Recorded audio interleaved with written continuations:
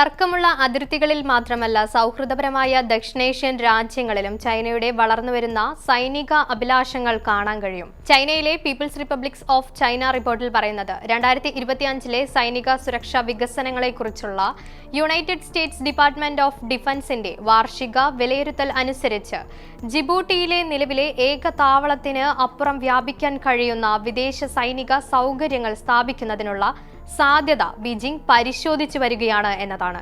പക്ഷേ people's liberation army റിപ്പോർട്ടിൽ പറയുന്നത് ഒന്നിലധികം രാജ്യങ്ങളിലേക്ക് അധിക സൈനിക അടിസ്ഥാന സൗകര്യങ്ങളും ലോജിസ്റ്റിക്കൽ ആക്സസും വേണ്ടതുപോലെ സജീവമായി പരിഗണിക്കുന്നുണ്ട് എന്നാണ്.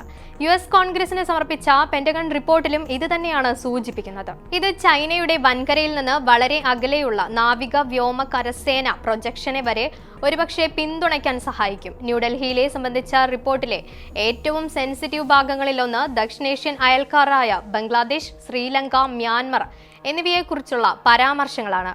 പാകിസ്ഥാനും ആ പട്ടികയിൽ ഉൾപ്പെട്ടു വരുന്നുണ്ട്. പക്ഷേ ബീജിംഗുമായുള്ള തന്ത്രപരവും പ്രതിരോധപരവുമായ ബന്ധങ്ങൾ കാരണം പാകിസ്ഥാനെ പ്രത്യേകം പരിഗണിക്കുന്നുമുണ്ട്.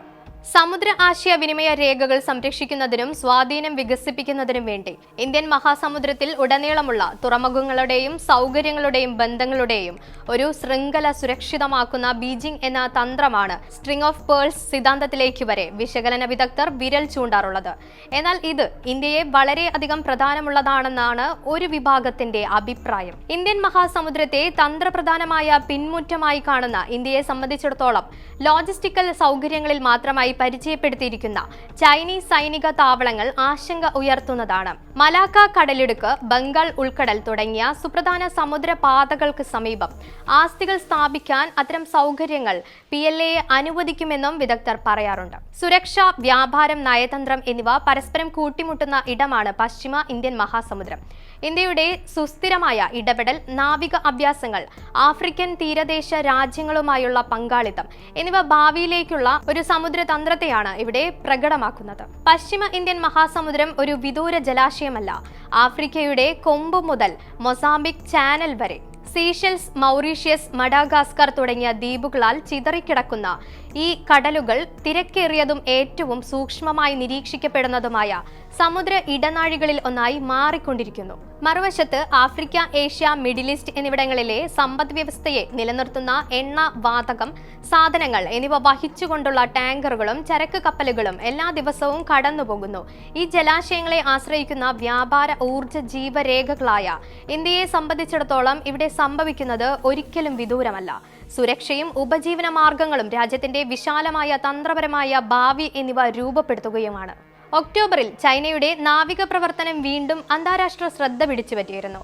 ടാങ്ഷാൻ എന്ന കപ്പലും ഫ്രീഗേറ്റ് ഡാക്കിംഗ് എന്ന കപ്പലും ഉൾപ്പെടുന്ന അതിന്റെ 43ാമത് സേവൽ എക്സ്പോർട്ട് ഫ്ലീറ്റ് കടൽ കൊള്ള വിദഗ്ധ ദൗത്യത്തിനായി ക്യുംദാവോയിൽ നിന്ന് ഏതൽ ഉൾക്കടലിലേക്ക് പുറപ്പെട്ടിരുന്നു. അത്തരം വിശ്വാസങ്ങൾ പതിവ് പോലെ രൂപപ്പെടുത്തിയിട്ടുണ്ടെങ്കിലും സുപ്രധാന കടൽപാതകൾ സുരക്ഷിതമാക്കുന്നതിൽ ബീജിംഗിന്റെ വർദ്ധിച്ചു വരുന്ന താൽപര്യത്തെ അവ അടിവരയിട്ട് വരികയാണ്. കഴിഞ്ഞ ദശകത്തിൽ ജിബൂട്ടിയിലെ ആദ്യത്തെ വിദേശ സൈനിക താവളം മുതൽ പാകിസ്ഥാനിലെ തന്ത്രപ്രധാനമായ ഗ്വാദർ തുറമുഖം വരെയുള്ള തുറമുഖങ്ങളിലും തീരദേശ പദ്ധതികളിലും ചൈന പണം ഒഴുക്കിയിട്ടുണ്ട്. ഉപരിതലത്തിൽ വാണിജ്യമായി തോന്നുന്നത് തന്ത്രപരമായ അഭിലാഷങ്ങളുമായി ഇഴചേർന്നിരിക്കുകയാണ്.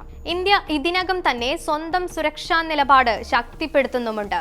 അതിർത്തി പ്രതിരോധം ശക്തിപ്പെടുത്തുകയും ചൈനയുടെ വികസിച്ചുകൊണ്ടിരിക്കുന്ന വ്യാപ്തിയെ സന്തുലിതമാക്കുന്നതിനും നാവികശേഷി വികസിപ്പിക്കുക, ബംഗ്ലാദേശ് അതിർത്തിയിൽ പുതിയ ഗാരിസണുകൾ സ്ഥാപിക്കുക, പ്രധാന ചോക്ക് പോയിന്റുകൾക്ക് സമീപം നിരീക്ഷണ ശ്രമങ്ങൾ വർദ്ധിപ്പിക്കുക തുടങ്ങിയ നീക്കങ്ങളും ഈ വിശാലമായ തന്ത്രത്തിന്റെ ഭാഗമാണ്. ഇതിനിടയിൽ തങ്ങളുടെ വിദേശ ഇടപെടലുകളെ പൂർണ്ണമായും സൈനിക വികാസമായി വ്യാഖ്യാനിക്കുന്നതിനിടെ ബീജിംഗ് നിരന്തരം തള്ളിക്കളയുന്നുണ്ട്. അടുത്തിടെ നടന്ന ഒരു പത്രസമ്മേളനത്തിൽ ഇന്ത്യയുമായുള്ളതും ഉൾപ്പെടെയുള്ള പ്രാദേശിക ബന്ധങ്ങളോടുള്ള അവരുടെ സമീപനം ദീർഘകാല തന്ത്രപരമായ സഹകരണത്തിലും പരസ്പര ബഹുമാനത്തിലും അധിഷ്ഠിതമാണെന്ന് ചൈനീസ് വിദേശകാര്യ മന്ത്രാലയ വക്താവ് പറഞ്ഞിരുന്നു.